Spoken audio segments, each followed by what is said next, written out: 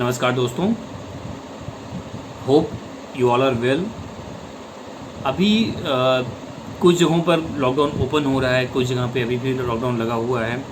हम सभी लोग कोरोना के परेशानी से जूझ रहे हैं।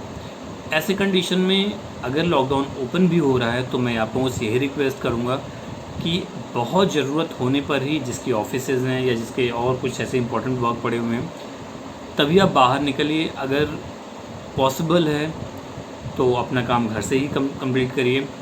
और अगर आप बाहर निकल भी रहे हैं तो जितने भी कोविड से रिलेटेड गाइडलाइंस हैं, चाहे वो डबल मास्क है, मास्क जो सिंगल किसी को लगाना है, या सैनिटाइजेशन करना है, उसके अलावा हमें अपने हाथ को लगातार फ्रिक्वेंटली धोते रहना है। डिस्टेंसिंग की जो सोशल डिस्टेंसिंग है उसको मेंटेन करना है। इन सारी चीज़ों को ध्यान में रखते हुए हमें लाइफ को आगे बढ़ने देना है। अभी हमें कहीं से भी केयरलेस नहीं होने देना है। आज का जो मेरा टॉपिक है वो है विटामिन डी।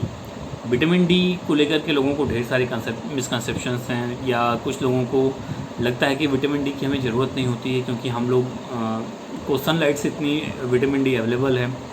जनरली ये रिसर्च में पाया गया है कि विटामिन डी एक ह्यूमन बॉडी के नॉर्मल मैकेनिज़्म के लिए, या हमारे जो फिजियोलॉजिकल हमारी जो फंक्शनिंग है उसके लिए विटामिन डी एक बहुत ही इम्पॉर्टेंट विटामिन है, जिसको रिसर्च में ये पाया गया है कि विटामिन डी के जो नॉर्मल सोर्सेज हैं, या हम लोग कह सकते हैं कि जो हम डाइट इनटेक करते हैं फूड आइटम्स के, उनमें विटामिन डी का जो प्रेजेंस है वो बहुत कम है, बहुत लो क्वांटिटी में है। जबकि अगर हम इसके बहुत ही एक सुलभ और बहुत ही इजीली अवेलेबल और फ्री ऑफ कॉस्ट सोर्स की बात करें तो that source is sunlight. Vitamin D एक फैट सॉल्युबल विटामिन है जो कि हमारी बॉडी में ढेर सारे मैकेनिज़्म में पार्टिसिपेट करता है। अगर हम अभी कोविड टाइम की बात करते हैं तो विटामिन डी कोविड के जो पेशेंट्स हैं उनको भी कोरोना की जो इन्फेक्शन है उसे लड़ने में बहुत हेल्प करती है।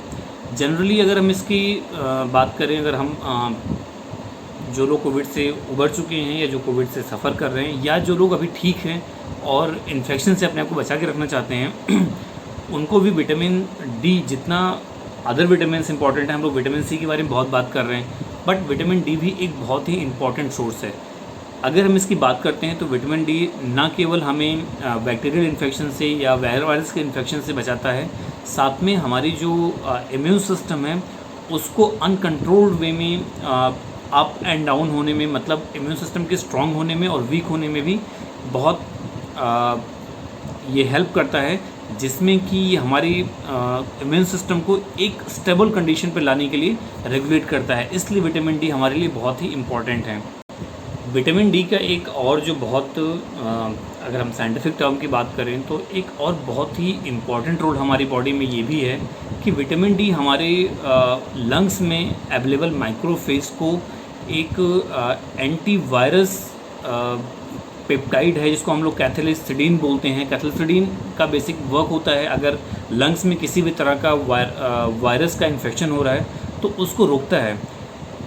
तो विटामिन डी हमारे लंग्स में कैथलिसिडीन की जो फॉर्मेशन है उसकी क्वांटिटी को भी बढ़ा देता है, अगर सफिशिएंट अमाउंट में विटामिन डी हमारे बॉडी में अवेलेबल है।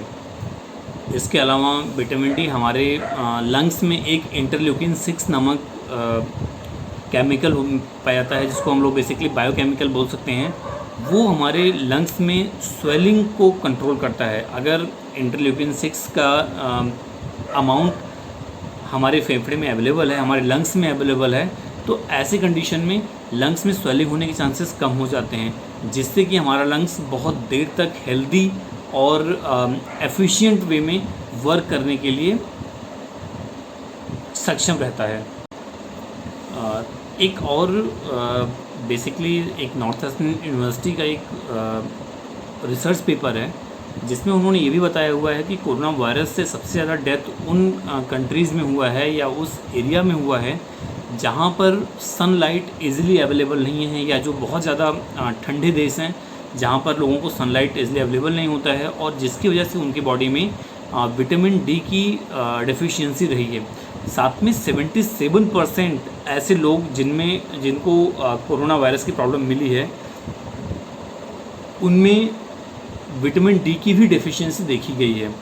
इसके अलावा कुछ और एक दो रिसर्च पेपर्स ऐसे कहते हैं, जिसमें एक आता है university of Chicago medicine research department वहाँ का, वो ये बोलता है कि केवल कोरोना वायरस ही नहीं, इसके पहले सार्स वायरस या जो और भी कुछ वायरसेस के इन्फेक्शन हुए हैं, उनमें भी विटामिन डी का एक मेजर रोल रहा है। विटामिन डी के जिसकी भी बॉडी में अवेलेबिलिटी अच्छी रही है, उनको इन वायरसेस का जो इफ़ेक्ट है वो कम रहा है। कहीं ना कहीं से विटामिन डी एक एंटीवायरस के रूप में हमारी बॉडी में उतना ही इम्पॉर्टेंट है जितना कि विटामिन सी। जनरली हम लोग को ये देखा गया है कि एक नॉर्मल जो हेल्दी पर्सन है, उसमें विटामिन डी की 15 माइक्रोग्राम विटामिन हर एक स्वस्थ इंसान को पर डे ज़रूरत पड़ती है। आफ्टर 70 ईयर्स जो इंडिविजुअल है, उसमें विटामिन डी की ज़रूरत थोड़ी ज़्यादा हो जाती है, क्योंकि आफ्टर 70 ईयर्स जो हर एक इंडिविजुअल के अंदर जो उनकी जो सेल्स हैं जो विटामिन डी का सिंथेसिस करती हैं, उनकी जो नंबर्स है वो धीरे धीरे कम होने लगते हैं। इसकी वजह से उनकी बॉडी इजीली विटामिन डी का सिंथेसिस नहीं कर पाती है, और इसलिए उनके अंदर विटामिन डी की कमी होने लगती है। हम लोग कई बार देखते हैं कि नॉट इवन 70 ईयर्स ओल्ड लोगों की बात में आजकल जो नॉर्मल शहरी आबादी हमारी है, जितने जो शहर के लोग हैं, क्योंकि हम लोग फिजिकल वर्कआउट से दूर हैं, हम लोग सनलाइट में डायरेक्टली नहीं पढ़ते हैं, तो ऐसी कंडीशन में स्पेशली जो लोग शहर के रहने वाले हैं, उनमें तो आफ्टर 40 ही ढेर सारी ऐसी प्रॉब्लम्स जो विटामिन डी से रिलेटेड हैं, चाहे वो हमारे जॉइंट्स पेन हो, बैक पेन है, नी पेन है, या इससे अलावा ढेर सारी स्किन डिजीज़ जो सनलाइट से ठीक हो सकती है, उसमें यहाँ के लोग या जो शहरी आबादी के लोग हैं वो बहुत ज़्यादा इस प्रॉब्लम से परेशान हो रहे हैं। उसका जो मेन रीज़न है वो विटामिन डी की अवेलेबिलिटी की कमी है, और मोर देन 80% लोग ऐसे हैं जो कि 24 आवर्स में सनलाइट में के इफ़ेक्ट में जाते ही नहीं हैं। वो कोशिश ये करते हैं कि अपनी जो विटामिन डी की जो ज़रूरत है वो पूरी करें अपनी डाइट से, और डाइट में नो डाउट विटामिन डी मिलता है, बट उसकी अवेलेबिलिटी बहुत कम होती है। अब हम लोग बात करते हैं कि विटामिन डी जनरली हमारी बॉडी में डेवलप कैसे होता है। तो जब हम विटामिन डी की बात करते हैं, सूर्य की जो अल्ट्रावायलेट रेज़ हैं वो हमारी बॉडी पर पड़ता है। हमारी बॉडी में जो सेल्स पहले से अवेलेबल हैं जो कि विटामिन डी का सिंथेसिस करते हैं, वो उनको अब्जॉर्ब करके अपने से विटामिन डी का सिक्रेशन बॉडी में कर लेते हैं, जिससे कि हमारी बॉडी में कैल्सिफिकेशन की प्रोसीजर या बोन्स का स्ट्रॉन्ग होना, टीथ, नेल्स और जहाँ पर भी विटामिन डी की डिफिशिएंसी होती है, उनकी आवश्यकता के अनुसार हमारा ब्लड या जो और ट्रांसपोर्टेशन वेक्टर्स हैं वो विटामिन डी को हमारे पूरी बॉडी में फैला देते हैं। बात करते हैं कि हमें कब कितनी मात्रा में विटामिन डी कैसे मिलेगा या कैसे हमें लेना है। तो मॉर्निंग और इवनिंग की जो सनलाइट है वो थोड़ी सी कम इफ़ेक्टिव होती है, इजीली हम उसको आराम से सह सकते हैं या उसमें वॉक कर सकते हैं। तो लाइट सनलाइट जो है या मॉर्निंग इवनिंग की जो सन रेज़ हैं उसमें वॉक करना, उसमें एक्सरसाइजेस करना या उसके टच में आना हमारी बॉडी के लिए बहुत ही बेनिफिशियल होता है। इससे हमें सफिशिएंट विटामिन डी की जो हमारी ज़रूरत हो पूरी हो जाती है। इवन कुछ ऐसे भी रिसर्च पेपर्स कहते हैं कि अगर किसी के अंदर विटामिन डी की बहुत ज़्यादा डेफिशिएंसी है तो वो 10 to 3, जिस समय सनलाइट में सबसे ज़्यादा वेवलेंथ होती है, सबसे ज़्यादा अल्ट्रावायलेट रेज अवेलेबल होता है, उस टाइम पर भी वो सनलाइट ले सकते हैं और उनकी बॉडी इजीली ऑब्जॉर्व कर लेती है और विटामिन डी का सिंथेसिस करती है। तो हम एक तरीके से देखें तो पूरे दिन में जब भी हमारे पास टाइम होता है या जब भी हमारा कोई वर्क है बॉडी सनलाइट में आने का, हम उसके अकॉर्डिंग सनलाइट ले सकते हैं और हमारी बॉडी अपने लिए विटामिन डी का सिंथेसिस कर लेती है। कई बार ऐसा होता है कि बहुत से लोगों के शेड्यूल में ऐसा होता है कि उनको बाहर आना होता है, उनको सनलाइट में आना होता है, या उनकी दिनचर्या में कई ऐसी एक्टिविटीज़ हैं जो फिजिकल एक्टिविटीज़ हैं उनको बाहर आना होता है। उनके लिए सनलाइट की कोई ऐसी ज़रूरत नहीं पड़ती कि उनको इंटेंसली बाहर जाकर पहले सनलाइट लेना है। बट विटामिन डी का फॉर्मेशन करना है. But people those who are office going people, those who are in habit of sitting in AC cultures, उनको बाहर निकल करके विटामिन डी लेना बहुत इंपॉर्टेंट है, जिससे कि उनका लंग्स, उनका हार्ट प्लस उनकी जो जॉइंट्स हैं या उनके अंदर जो विटामिन डी की डिफिशियंसी है वो ना होने पाए.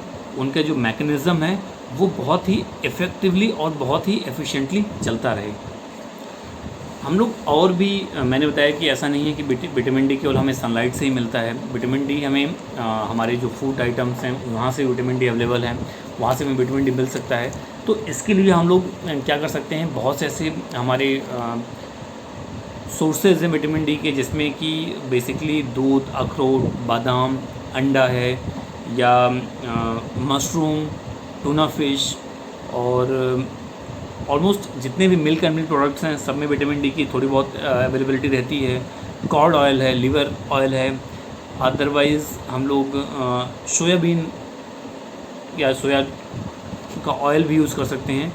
These are the rich sources of vitamin D by which we can take ample amount of the vitamin D, and by these sources we can meet out the need of the vitamin D for our body, जिससे कि हम अपने आप को healthy रख सकते हैं. हमारी जो लंग्स हैं, हमारे जो है वो इजीली हेल्दी रह सकते हैं. जिन लोगों को कोविड की प्रॉब्लम हो चुकी है या जो अभी सफ़र कर रहे हैं उनके लिए भी विटामिन डी बहुत इंपॉर्टेंट है. उनके लिए सनलाइट में वॉक करना और अपने आप को विटामिन डी से फिल रखना बहुत ज़रूरत है. और साथ में नॉर्मल भी जो लोग अभी किसी भी तरह के जॉइंट पेन से या किसी भी तरह के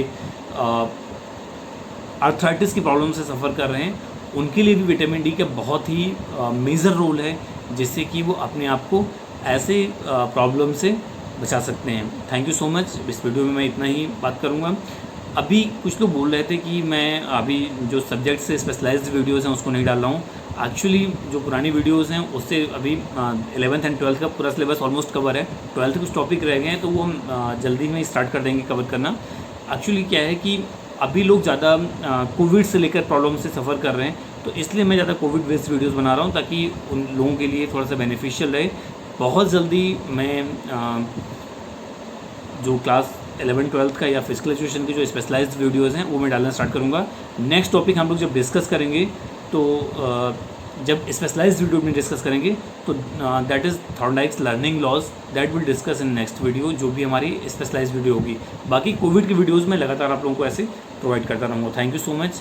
once again please subscribe the channel those have not subscribed yet, and जितनी ज़्यादा हो सके वीडियोज़ देखिए, लोगों से शेयर करिए, लाइक करिए, सब्सक्राइब करिए. Thank you so much.